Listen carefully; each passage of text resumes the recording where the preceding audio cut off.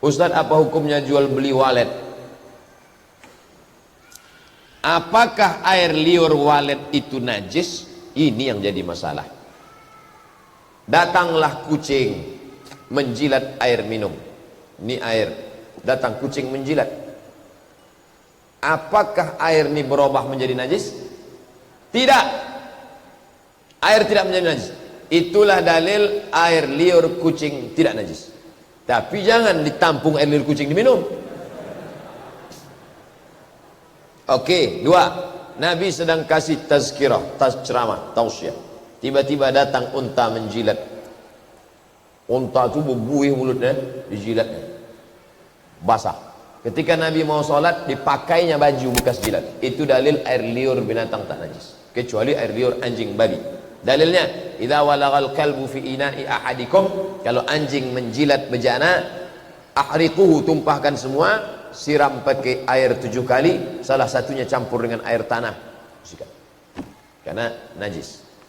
Nah, air liur walet mau dikiaskan ke kucing atau dikiaskan ke onta, maka air liur walet tidak najis. Kenapa ada ustadz yang ceramah katanya air liur walet najis? Air liur walet jadi najis karena bercampur dengan ciri walet. Karena sampai sekarang belum ada walet yang punya WC umum. Belum ada walet tulis sarang walet, WC wanita, WC pria. Ini tempat air liur, iko tampek ciri. Tak ada. Itulah yang menyebabkan dia menjadi najis. Saya kasih tahu prosesnya menjadi najis. Namanya mutanajis. Ini suci, tahir. Ini najis, kotor. Tapi yang suci ini bisa berubah menjadi najis. Kenapa? Mutanajis. Apakah mu'alaf yang masuk Islam itu merupakan takdir Allah atau karena usaha dia sendiri? Wa nafsin wa ma sawwaha, demi jiwa dan penciptaannya, fa'alhamaha fujuraha wa taqwaha. Allah beri jalan fujur dan jalan takwa. Mu'alaf di simpang jalan. Kalau aku masuk Islam, nanti bapakku putuskan subsidi, nanti biniku minta cerai, nanti bisnis-bisnis hilang. Kalau aku tetap di sini, aku masuk neraka. Berpikir, qad aflaha man zakkaha, beruntung orang yang mensucikannya.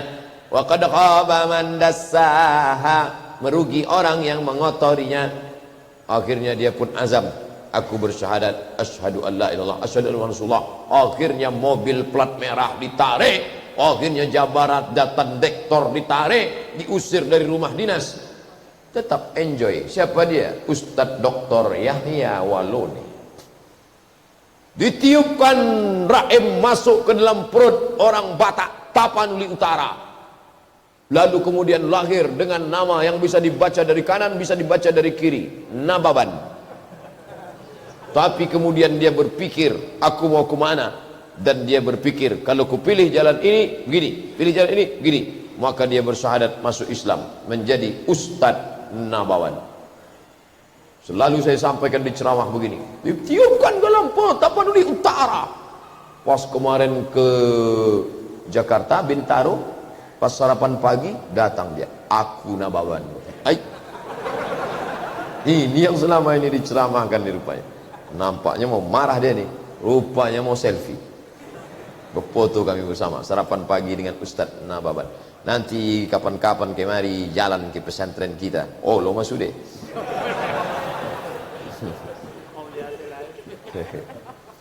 Pak Ustadz, orang tua saya meninggal 5 bulan yang lalu. Innalillahi wa inna ilaihi raji'un. Dari pihak keluarga bermimpi bahwasanya dalam mimpi orang tua saya berpakaian cantik bagus, namun bedanya bau busuk. Apa maksud mimpi ini Pak Ustadz? Saya tak pandai makna mimpi. Pokoknya baca Quran, hadiahkan kepada dia. Baca Al-Quran, sampaikan pahalanya sama dia. Ya Allah, sampaikanlah pahala. Wa in khatimul Quran, seelok-eloknya sekhatam Quran. Balik dari sini, mulai langsung. Beramalnya yang tunda-tunda. Balik dari sini, matikan TV, matikan HP, ambil wudhu, baca langsung Al-Fatihah. Habis itu Alif Lam Mim. Bisa 1 juz malam ini, mantap. Khatamkan Al-Quran untuk almarhumah emak. Tuh, yang kemudian doa, jangan pernah berhenti. Rabbi firli wali walidayya warhamhuma kama rabbayani shaghira. Allahumma fir laha warhamha wa'afiha wa'fu anha wa akrim nuzulaha. Yang keempat bersedekah. Besok pagi langsung, jangan tunda-tunda. Besok pagi pulang kerja langsung singgah ke panti Muhammadiyah, ke panti Takdir Ilahi, ke panti Husnul Khatimah. Datang. Pak Panti, berapa anak susah yatim sini? Ada 200 orang. Buat keluar. Saya mau bawa nasi kotak nih. Berapa bungkus Pak? Ada agak 5 bungkus kau. Mau makan sama. Oh, ya Allah, sampaikanlah hadiah pahala bacaan ini untuk pahala nasi bungkus ini untuk almarhum Ahmad. Ayu sadaqatu afdal. Apa sedekah yang paling afdal? Saqiyul ma, memberi air minum. Makanya di Malaysia di pintu masjid Muaz bin Jabal, di pintu masjid ada kotak macam ini besar, ada lubang-lubang botol isinya. Botol. Orang bersedekah air minum.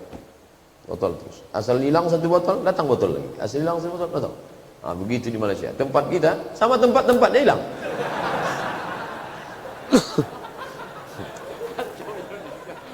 Saya pergi ke Kalimantan, tausiah di Banjarmasin. Habis itu kami pun ke rumah Pak Zairullah Azhar. Di depan rumahnya itu dibuatnya freezer, air kulkas tapi tak sampai beku, dingin saja. Dikasihnya gelas. Siapa saja yang lalu lalang situ. Gelasnya tak hilang karena dikasih rantai besi. Besar gembok-gemboknya situ. Jangan-jangan ada pula security khusus yang menjaga. Ini bagus kita bersedekah. Kamu udah ada sedekah air minum? Tak ada Pak Ustaz. Sedekah freezer? Tak juga ada. Apa yang kau sedekahkan? 5 sumur bor dah aku bangun. Mantap. Buatkan sumur bor. Tak berhenti. Ini almarhum Ahmad sampai doa yang paling penting. Doa silahul mu'min. Allahumma fir laha warhamha wa'afiha wa'fu anha wa akrim nuzulaha wasi' madkhalaha. Adapun mimpi-mimpi ini ada 3 kemungkinan. Bisa jadi Allah Subhanahu wa taala ilham, bisa dari syaitan menakut-nakuti. Yang ketiga proses berpikir yang tak selesai. Pikir tak selesai, terbawa di waktu malam. Adghafu ahlam. Makanya bapak jangan pikir macam-macam. Nanti takutnya terbawa waktu malam. Kata dia. Apa bang kata dia? Ingin macam Ustaz Arifin Ilham gitu. Disiramkannya kuah bakso tahu. Saya pikirkan itu. Karena dia bisa terbawa di waktu malam. Pak Ustaz, di kampung kami ada orang sakit tapi berobat minta bantuan jin. Buka surat Al-Jin juz 29. Ya'udzuuna birijalim minal jin. Mereka minta bantuan jin, fazaduhum rahaqa. Mereka makin jauh dari Allah. Jangan berkawan sama jin. Yang dulu datuknya pernah berkawan jin, batuknya mati, datang jinnya ke ayahnya. Ayahnya sekarang sudah mati, datang jin itu ke dia. Dia pula anak pertama. Hai Abdul Somad, aku mau berkawan sama engkau. Langsung saya jawab, aku tak perlu berkawan sama engkau karena friendku di fanpage sudah ada 400.000 orang.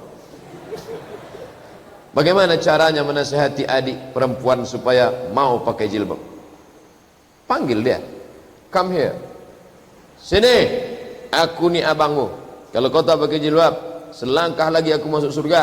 Kau nanti akan menarik aku masuk neraka. La yadkhulul jannata dayyus. Tak masuk surga dayyus. Orang yang tak ada cemburu kepada adik perempuannya. Pakai jilbab. Saya tak sanggup keras begitu Pak Ustaz. Pakai jilbab. Ustaz tu pandai ceramah aja tu. Adik perempuannya tak pakai jilbab. Adik saya laki-laki satu orang. Bagaimana jika kita berdoa agar teman kita yang non muslim agar dapat diberi hidayah? Itulah doa Nabi. Allahumma hadi qaumi fa innahum la ya'lamun. Berikan dia hidayah ya Allah, karena dia ini tak tahu. Besok berikan dia buku. Ini hadiah untuk kamu ya bro. Buku apa nih? Orang-orang kumpulan biografi mu'alaf. Kenapa mereka masuk Islam? Kan ada tuh buku mu'alaf masuk Islam. Dokter masuk Islam. Kenapa ini masuk Islam? Ada yang masuk Islam karena mendengar azan. Ada yang masuk Islam. Dibacanya. Doa terus. Bagaimana pendapat Ustadz tentang Ustadz yang diundang ceramah oleh bank konvensional? Padahal bank merupakan riba. Saya selalu diundang bank konvensional. Terus duitnya tak saya makan. Dikasihnya duit banyak-banyak, saya simpan, saya bagikan ke fakir miskin. Kapan Ustaz ngasih? Taklah saya umumkan pula. Saya bagikan anak yatim, fakir miskin, saya masukkan ke amplop, saya bagikan. Maka kalau saya diundang bank konvensional, duitnya tak saya ambil. Kuehnya Pak Ustaz? Ini kueh ni yang masalah. Saya kebetulan waktu itu sedang puasa hari Senin, diundang bank konvensional, pas pulang dikasihlah kueh 1 kotak. Pas jam 6:05 macet azan Ar-Rahman. Allahu Akbar, Allahu Akbar. Duit kuih tak ada. Saya tengok kuih dari bank konvensional tadi, lemper sama bolu. Kata setan, makan. Darurat tak apa-apa, daripada kau mati, daripada kau sakit, daripada kau mati. Tapi malaikat berkata, jangan makan, ini riba. Padahal biasanya di bawah flyover Ar-Rahman itu banyak anak-anak jual koran yang selalu dikasih kue. Hari itu tak ada. Seolah-olah mereka tahu bahwa kue ini haram. Terus saya mau ceramah waktu itu di Jalan Sakuntala. Terus saya masuk ke belok Harapan Raya. Tak ada juga anak-anak situ. Terus lagi tak ada. Pulang jam 10, belum makan lagi itu. Pulang jam 10, balik saya jalan yang sama. Pas turun di Jalan Sudirman, masuk Sudirman, masuk saya Jalan Nangka, mau makan seafood. Begitu saya turun, ada orang buta. Orang buta. Tak jadi saya makan. Saya tanya, Bapak siapa yang jemput? Enggak ada. Tinggalnya di mana? Jalan Duyung. Dari pasar, dari awal Nangka ke Jalan Duyung dia mau jalan jam 10 malam. Saya tengok memang serius nih butanya. Karena ada buta ini kadang pagi dia melek, malam dia buta. Ini memang saya cek memang buta. Saya tengok dia bawa kuaci, jual kuaci sama ini. Kalau ikut saya lah, ya. Saya masuk dalam, jalan, saya kasihlah kue itu sama dia. Namanya siapa? Purba. Oh, rupanya sudah tertulis nama si Purba. Si Purba lah yang cocok makan kue haram. Rumah dia di jalan. Itulah saya kasih kue itu sama dia. Alhamdulillah Ustaz sekarang viral, ngetop. Baru tahu dia. Kami bangga memiliki Ustaz dari Riau terkenal, tak hanya di Indonesia, bahkan sampai di Malaysia. Ini tak betul. Masa dia bilang Malaysia? Jepang, Korea. Semalam ada SMS dari Rotterdam. Ustaz, kami dari Rotterdam. Di sini banyak orang menikmati ceramah Ustaz. Saya menerjemahkannya ke bahasa Belanda. Malaysia kata dia. Sepele. Dengan ini apakah Ustaz merasa memiliki sifat sombong? Kena 12 pas. Sombong, Masya Allah. Ustaz udah sombong, astagfirullahaladzim. Mudah-mudahan kita diselamatkan dari sifat sombong, Insya Allah. Amin. Bagaimana cara berdiri 2 orang perempuan sholat berjamaah, 1 orang imam, 1 orang makmum? Yang pertama mengatakan sejajar aja. Sejajar. Dikiaskan Nabi sedang sholat, lalu ditariknya telinga. Nabi sedang sholat, tiba-tiba datang Abdullah bin Abbas di sebelah kiri. Ditarik Nabi telinganya, digesernya ke kanan. Tak ada di situ disebutkan Nabi di depan sikit di belakang. Itulah kelompok satu mengatakan pokoknya di kanan, sejajar. Tapi nanti kalau ada nampak menengok satu kaki ke belakang, itu dia pakai. Bagaimana kalau orang nanti mau datang, dia tak tahu mana yang imam mana yang makmum. Maka ketika dia buat begitu, oh ini imam, ini makmum. Karena tak semua orang mengerti salat. Nah itu. Jadi kalau dia ikut pendapat pertama, dia sejajar aja sama. Tapi kalau dia ikut pendapat kedua, dia geser sedikit untuk mengasih tahu nanti imam kloter 2, kawan yang akan datang terlambat. Oh ini imamnya. Kan tak mungkin ditulisnya imam nih. Apa hukumnya jika akan melaksanakan tawaf sudah tiba di Masjidil Haram, sadar teman saya yang pakai cadar belum melepas cadarnya? Bagi perempuan yang bercadar, Yang tawaf menutup wajah itu dibuatnya macam kawat di sini. Jadi cadarnya tak menempel macam karet. Sama macam orang tak boleh tawaf menutup tangan. Maksudnya dipakainya sarung tangan. Dipakainya sarung tangan karet itu baru tak boleh. Tapi kalau tangannya di dalam jilbab, jilbabnya panjang, lalu tangannya di dalam begini, maka itu tidak kena dam. Jadi bukan menempel. Begitu juga ini, dia bercadar, tak dibukanya, tapi dia dari atas, bukan yang macam ninja tuh. Kan ada tuh yang karet, yang orang di puncak selalu pakai itu, atau mau pergi naik ke Gunung Tangkuban Perahu. Nah itu tak bisa. Ini kain yang longgar, maka itu tetap bagi sebagian mazhab Hambali. Syekh Ibnu Utsaimin, Syekh bin Baz membenarkan orang tawaf. Nanti kalau baca fatwa di internet, membolehkan karena sama seperti tangan yang berada di dalam jilbab. Adapun mazhab Syafi'i, maka wajah tetap dibuka. Kamu condongnya kemana? Saya ikut mazhab Syafi'i. Bukalah wajah. Seorang berikan modal usaha, kita ketahui uang itu dapatnya dari tak baik atau dari hasil narkoba, jangan diterima. Besar Pak Ustaz, jangan terima. Bagi dua kita Pak Ustaz, istikharah dulu.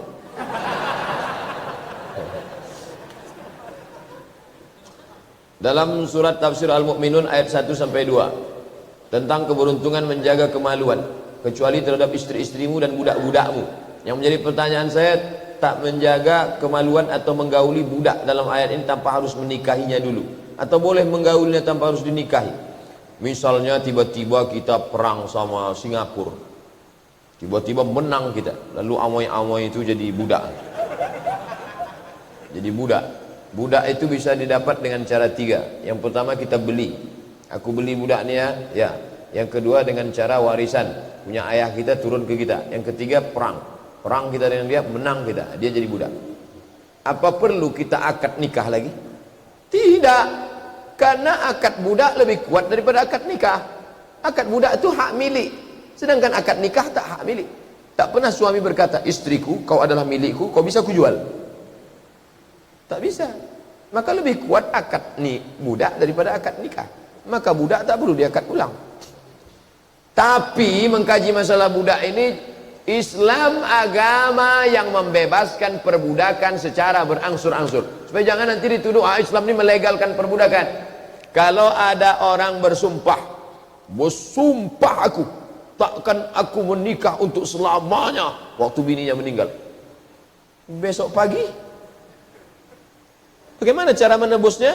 Fakaffaratuhu it'amu 'asharati masakin, kasih fakir miskin makan 10 orang, au kiswatuhum, atau kasih baju 10 pasang, au tahriru raqabah, bebaskan budak. Islam agama yang membebaskan perbudakan di atas dunia berhasil. Afrika sekarang masih ada perbudakan. Jadi masalah cerita budak ini jangan potong-potong. Nanti orang menuduh apa nih Islam ini agama melegalkan perbudakan. Islam menghapuskan perbudakan bertahap. Zakat dapat 8 miliar. 1 miliar untuk budak. 1 miliar untuk budak. Mana dia? Innamas shadaqatu lil fuqara wal masakin wal 'amilina 'alaiha wal mu'allafati qulubuhum wa fir riqab. Datang budak kemari. Aku ni budak. Budak mengkalis kah?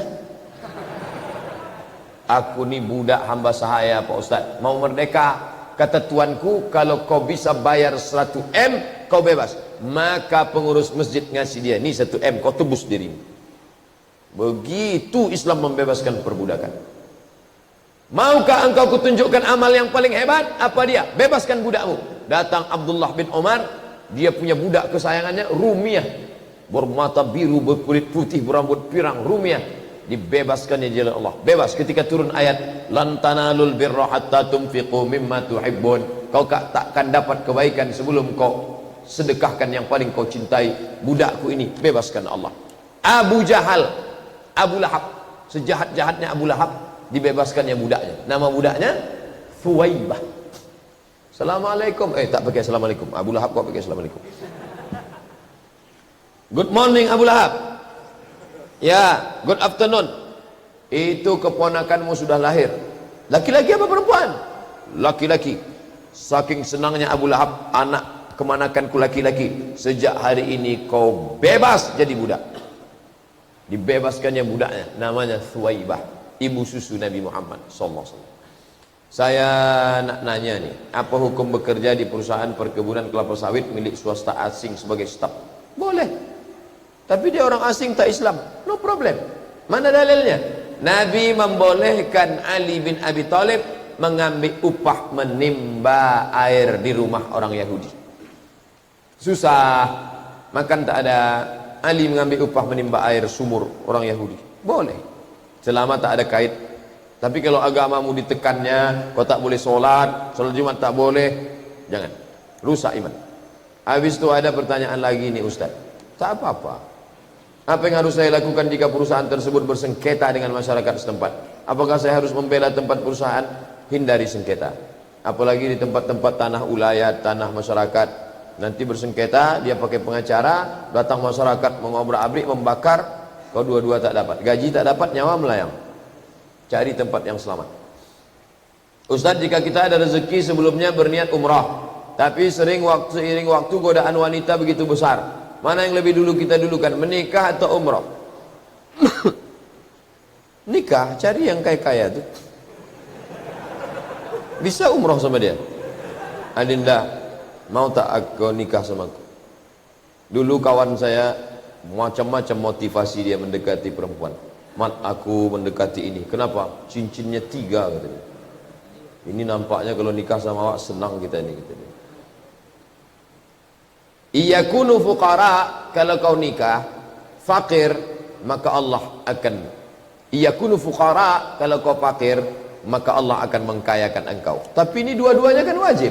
Menunaikan nazar wajib, menikah juga wajib. Wajib. Mana yang boleh tarakhi? Kau tahan hawa nafsu, kau tidak termasuk laki-laki yang 300 tenaga kuda. Masih bisa kau tahan, maka kau segerakan umrah. Ini tak bisa Pak Ustaz. Asal nampak saya error saya. Jangankan nampak perempuan Pak Ustaz. Pernah saya menelpon Pak Ustaz. Halo, pulsa Anda tinggal 3.000 lagi. Bernafsu saya dengar dia Pak Ustaz. Cepat-cepat nikah. Cepat-cepat nikah. Daripada memanjat tiang listrik.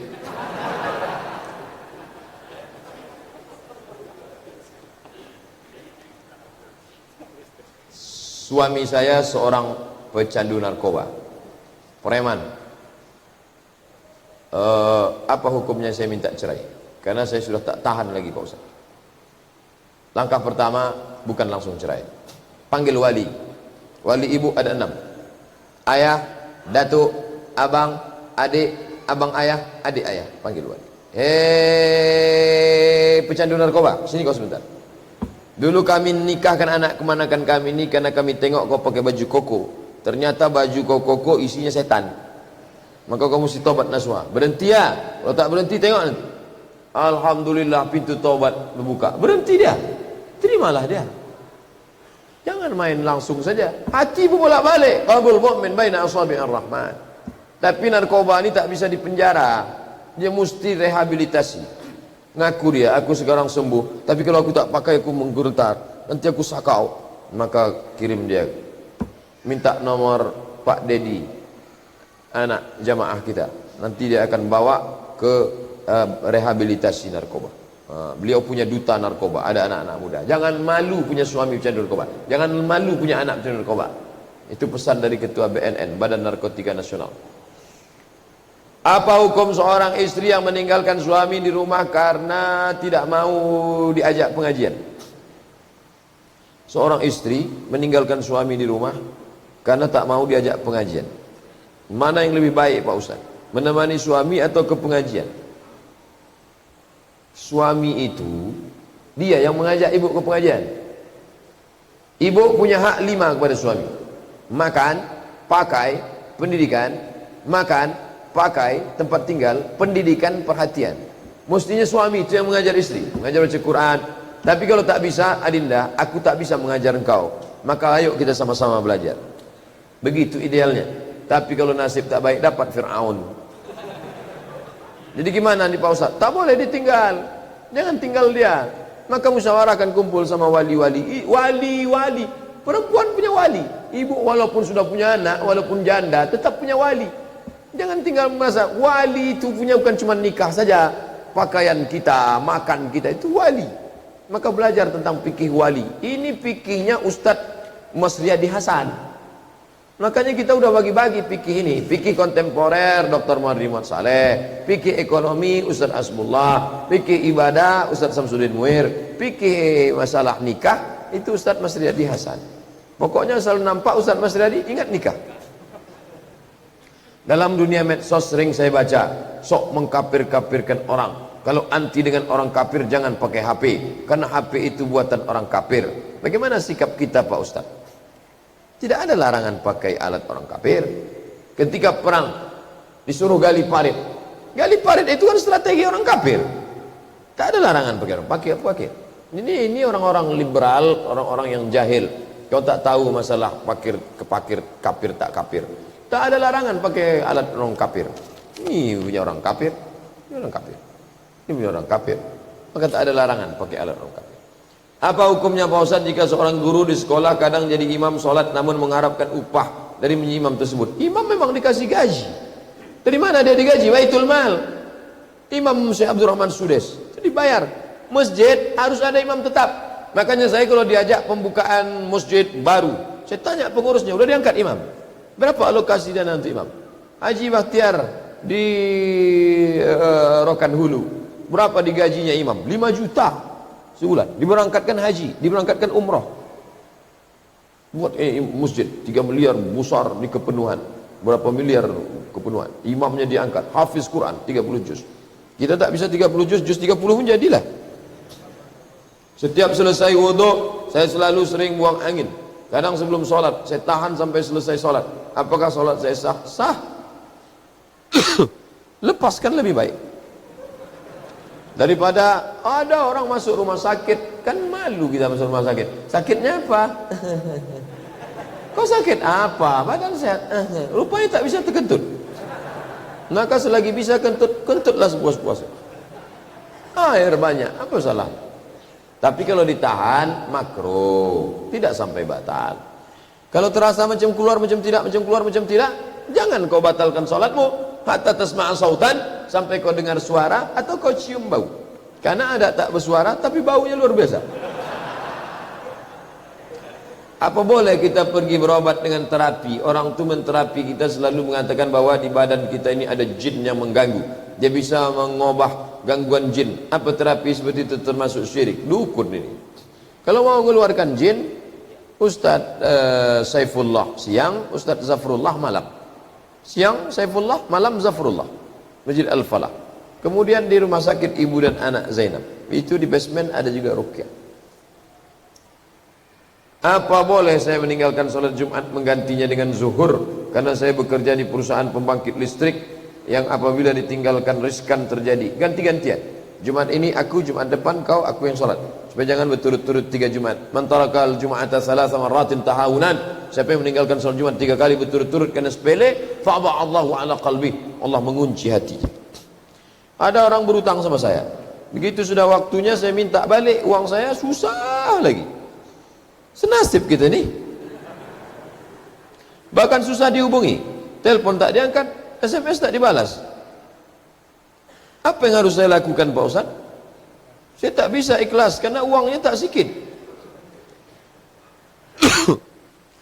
Saya jumpa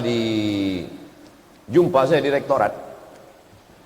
Ente nomor ente 3 saya ente kasih. Tapi tolong yang ini jangan diupload di internet ya. Ini tolong dulu.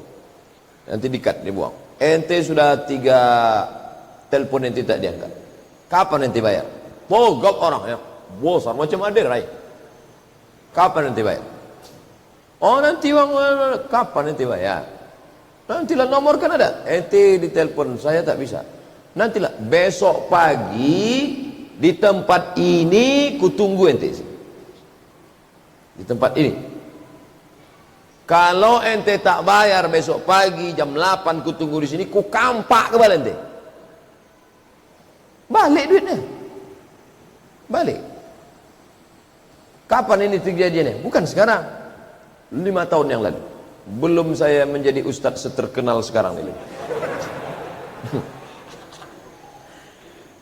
Jadi kita bukan mau membunuh dia, kita mau menyelamatkan dia jangan sampai makan haram.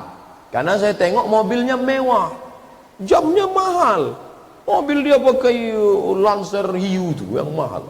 Dia mau main-mainkan kita. Tengoknya saya kurus, disangkanya saya takut sama dia. Kecil lah.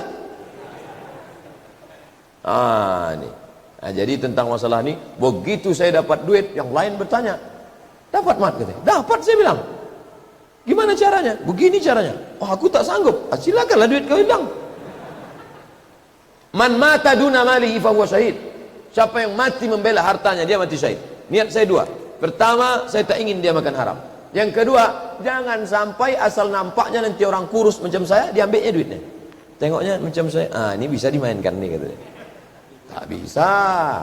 Jangan kau anggap sama semua. Tak semua laki-laki begitu. Saya ingin bertanya Pak Ustaz, apakah ria kalau saya mengupdate video ceramah ke medsos seperti Instagram, padahal tujuan saya dengan mengupload tersebut dapat mengajak anak muda? Lakukan, luruskan niat. Anak-anak muda sekalian, marilah kita hadiri yang akan dihadirkan oleh Ustaz Hasbullah Muzammil Hasbullah, akan dihadirkan oleh Ustaz Hanan At-Taqi. Mari kita, boleh. Bagaimana cara ampuh mengajak perempuan anak orang untuk ta'aruf bersama kita? Bukan perempuan tu diajak. Ini yang salah nih. Kau pula anaknya diajak. Di mana kamu ketemu dia? Di depan tadi Pak Ustaz. Pas sedang apa? Pas nyari-nyari sendal. Mana lah sendal? Pas apa?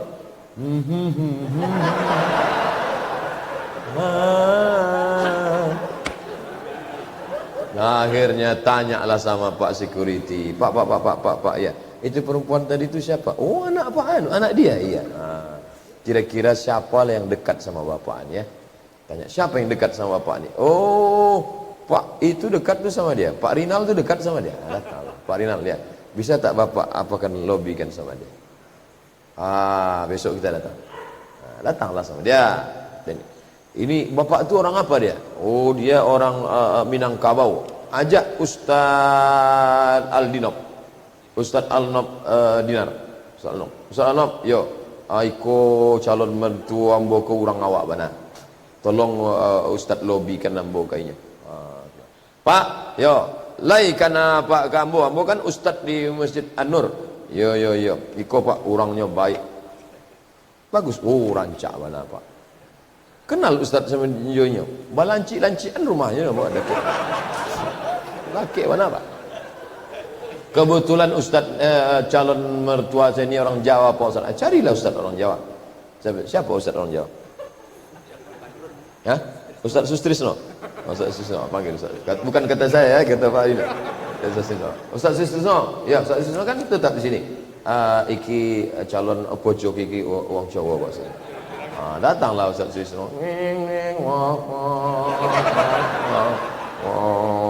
Assalamualaikum. Waalaikumsalam. Pripun kabare wis perang dina ora teko kene ya. Masyaallah, matur suwun. Iki sapa? Iki Pak wonge soleh tenan iki. Insyaallah di lobinya. Jangan bawa saya. Kalau saya antum bawa masalahnya, antum tak jadi saya dijadikan. Enggak. Saya sampai sekarang belum pernah diajak. Ada kemarin anak dari Kubang minta ajakkan ta'aruf, tak mau saya. Kenapa? Saya orangnya mudah emosi. Saya takut nanti pas datang ke sana kasar cakap bapaknya, saya lebih kuat. Aturan tak jadi kan kasihan dia. Cari ustadz yang lembut, Dr. Mustafa Umar, Dr. Muardi Muhammad Saleh, Ustadz Saidul Amin. Ustadz Saidul Amin tuh lembut tuh, bunyinya aja yang keras. Gimana kau tadi gitu. Tapi kalau udah cerita itu lembut deh. Kertas terakhir. Dr. Mustafa Al-Bugha Al-Wafi mensyarah hadis. Hadis ini memberi pengertian bahwa barang siapa yang berniat untuk beramal saleh, lalu ada halangan yang tak bisa dielakkan, sakit, meninggal, maka dia tetap dapat pahala. Maka tiap malam niat tahajud, dan malam tiap tahajud, tiba tertidur, Allah bersedekah tidur. Tapi jangan tiap malam tertidur. Sedekah, berniat. Berapa banyak orang yang tidak beramal tapi dapat pahala? Kenapa? Niatnya baik. Berapa banyak orang beramal tapi tak dapat pahala? Kenapa? Niat tak baik. Maka kita disuruh niat baik. Bagaimana pengambilan kesimpulan ini bisa ditarik bila kita merujuk kepada hadis? Maksudnya hubungan hadis dengan kesimpulan yang ditarik oleh Mustafa Al-Bugha. Innamal a'malu binniyat wa innama likulli imri'in ma nawa. Orang akan mendapatkan sesuai dengan niatnya kalau sempat beramal. Kalau tak sempat beramal, maka niyatul mu'min khairum min amalihi. Niat lebih baik daripada amal. Loh, kok ada pula niat lebih baik daripada amal? Orang beramal tapi niatnya rusak, orang tak sempat beramal tapi niatnya tak rusak. Positive thinking. Saya menyimpan panah. Panah apa nih? Niat untuk ikut perang dengan Imam Mahdi kalau dia datang. Apa saya dapat pahala jihad meskipun meninggal sebelum Imam Mahdi ada? Ya. Antum beli panah sama busurnya. Busur itu sekarang 1 juta satu. Gantungkan di dinding untuk hiasan. Nanti kalau Imam Mahdi, aku akan meninggal antum sebelum Imam Mahdi datang, antum dapat pahala jihad. Orang yang paling bersedih adalah orang yang mati tak ada niat jihad. Niat jihad, harus ada niat jihad. Apakah dari hadis ini berkembang menjadi ilmu tentang maqasid syariah? Karena kaidah fikih pertama bicara tentang al-umur bimaqasidiha. Ya, maqasid datang belakangan secara sistematis oleh Tahir bin Ashur. Tapi sebelumnya dulu sudah ada Imam Asy-Syatibi, al-maqasid asy-syar'iyyah. Tujuan. Siapakah ulama dari mazhab Syafi'i yang mengajarkan maqasidus syariah? Karena saya diajarkan dengan kitab Imam Syatibi, Maliki. Apakah usul fikihnya sama dengan mazhab Syafi'i? Apa boleh mempelajarinya dan tidak akan terjadi khilaf dengan mazhab Syafi'i? Ingat, yang kita pelajari itu usulnya, bukan furu'nya. Usul manhaj maqasidnya itu yang dipelajari. Tentang maqasid, tanya yang alim, paham maqasid. Doktor enggak yang sekarang, Helmi Basri. Saya tak menguasai maqasid. Kebanyakan ahli maqasid ini, Maliki, karena di dalam Maliki ada masalih mursalah. Makanya yang ahli maqasid di Maroko, Syekh Dr. Raisuni, ahli maqasid, mazhabnya Maliki. Tapi sebenarnya maqasid sudah ada dalam Al-Mustasfa Al-Ghazali, hanya saja tidak secara mustakil tersendiri. Di dalam usul fikih itu ada maqasid. Saya mendengar hadis la amala liman la niyata lahu. Tak ada pahala perbuatan kalau tak ada niatnya. Saya menyesal karena setiap amal yang saya lakukan dulu, kuliah, bantu orang tua, tak ada niat mencari ridha Allah. Tapi bukankah setiap salat saya selalu membaca doa iftitah, inna salati wa nusuki wa mahyaya wa mamati lillahi rabbil alamin? Ini antum menganggap setiap mau beramal niat dulu. Setiap mau beramal berniat dulu. Bedakan antara ibadah dengan perbuatan. Salat niat di awal, puasa niat di awal. Adapun belajar menuntut ilmu, tak ada tiap pagi berniat. Aku berniat pagi ini mau menuntut ilmu kan Allah Ta'ala. Nanti masuk jam kedua, aku berniat lagi jam kedua Allah Ta'ala. Aku berniat lagi jam ketiga. Maka itu sudah secara umum. Maka dibedakan antara ibadah mahdhah pure, salat, zakat, puasa, haji, tawaf, sa'i, murni. Tapi ada perbuatan-perbuatan yang bernilai ibadah. Ibu mengandung anak, tidak ibadah. Tapi ketika mengandung anak supaya dapat niat amal soleh, ilahi anta maqasudi wa ridhaka matlubi. Engkau maksudku yang kutuju dan ridhamu yang kucari. Ala hadhihi niyah al-Fatihah. Oh, banyaknya lagi. Wow, lah sampai jam 1 malam kita kaji. Minggu depan saya, kan dulu janji kita ada beberapa Senin yang sudah terlanjur janji lama yang setahun yang lalu tak bisa di cancel. Maka tanggal Senin depan saya di luar kota, kita lanjutkan tanggal 23. Kita jumpa lagi tanggal 23. Ingat, 23. Jangan nanti keluar berubah jadi 32. Insyaallah, ini akan kita jawab. Jangan lagi tulis pertanyaan. Ini aja lah. Ala hadhihi niyah al-Fatihah. A'udzu billahi minasy syaithanir rajim. Bismillahirrahmanirrahim. Alhamdulillahi rabbil alamin. Ar-Rahmanir-Rahim. Maliki yaumiddin. Iyyaka na'budu wa iyyaka nasta'in. Ihdinas siratal mustaqim. Siratal ladzina an'amta 'alaihim ghairil maghdubi 'alaihim waladdallin. Amin. Allahumma arzuqna as-sidqa fil qawli wal ikhlasa fil amal. Ya Allah, berikan kami sidik, jujur pada ucapan, wal ikhlas fil amal, berikan kami ikhlas dalam beramal. Allahumma ja'alna minal ladzina yastami'una al-qawla fayattabi'una ahsanah. Jadikan kami orang-orang yang mendengarkan kajian yang baik, mengiringinya dengan amal yang baik, ya Allah. Allahumma 'allimna ma yanfa'una, ajarkan kepada kami ilmu yang bermanfaat. Wanfa'na bima 'allamtana, yang sudah Engkau berikan pada kami, jadikan dia berguna bagi kami, bagi bangsa kami, bagi umat kami, bagi anak cucu, bagi keluarga kami, ya Allah. Allahumma inna nas'aluka salamatan fid din, bagi kami keselamatan dalam agama, wa afiatan fil jasad, sehatkan jasad badan kami, wa ziyadatan fil ilm, tambahkan ilmu kami, wa barakatan fil rizq, berkahi rezeki kami, wa taubatan qabla al maut, beri kami taubat sebelum mati, wa rahmatan indal maut, beri kami rahmat ketika mati, wa maghfiratan ba'dal maut, berikan kami ampunan sesudah mati. Allahumma hawwin alaina fi sakaratil maut, ringankan kami waktu melewati sakaratul maut, ya Allah. Wan najata minan nar, selamatkan dari api neraka. Wal afwa indal hisab, maafkan segala amal kami ketika nanti semuanya dihisab, ya Allah. Allahumma ja'alna minal mukhlishin al-huddin, jadikan kami orang-orang yang ikhlas karena Engkau, ya Allah. Ya muqallibal qulub, wahai Engkau yang membolak-balikkan hati, sabit qulubana, kokohkan hati kami ala dinik, dalam agamamu, wa ala ta'atik, dalam ketaatan kepadamu. Allahumma khtim lana bi husnil khatimah, wa la takhtim alaina bi su'il khatimah. Rabbana atina fid dunya hasanatan wa fil akhirati hasanatan wa qina adzaban nar. Wa sallallahu ala sayyidina wa maulana Muhammad wa ala alihi wa sahbihi wa sallam, walhamdulillahi rabbil alamin.